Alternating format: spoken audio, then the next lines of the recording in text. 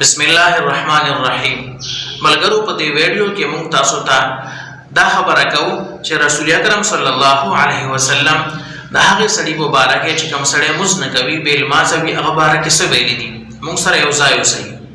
ټول نه مخکې موږ د الله پاک نه دا دعا کوو چې الله پاک تاسو ته د ایمان او د صحت او خیسته او ښکلې حالت نصیب کړي او چې تاسو کوم ځای کې هم یې تاسو په امن سره او تاسو محفوظ یې.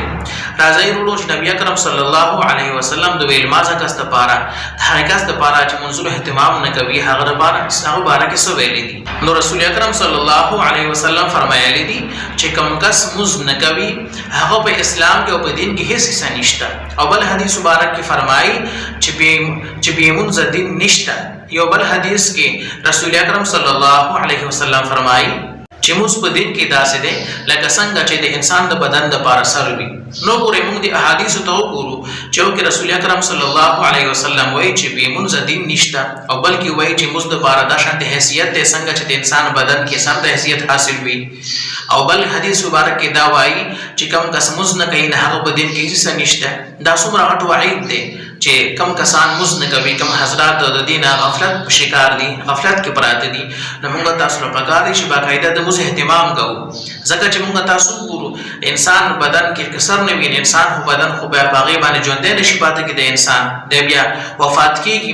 نو څنګه چې د انسان په ژوندۍ کې موږ نه وي ان بیا د ژوندۍ څه ژوندۍ نه ده. او رسول اکرم صلی الله علیه وسلم دا فرمایلی دي چې بې منځه دین نشته یعنی چې کم هم دین دی نو په هغې کې به خامخا منځ وي که د هغې شکل هر څنګه وي. او بل رسول اکرم صلی الله علیه وسلم دا مو فرمایل چې کوم کس موږ نه کوي او هغه د موږ اهتمام نه کوي د دین غفلت کوي نه د هغه موږ کې هیڅ نشته. وګورئ رسول اکرم صلی الله علیه وسلم څومره سخت وعید فرمایل چې موږ یو سړی نه کوي د هغه په دین کې هیڅ نشته هغه د دین نه وباسلی دی.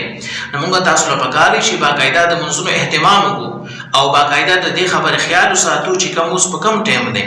ټیک شو جی.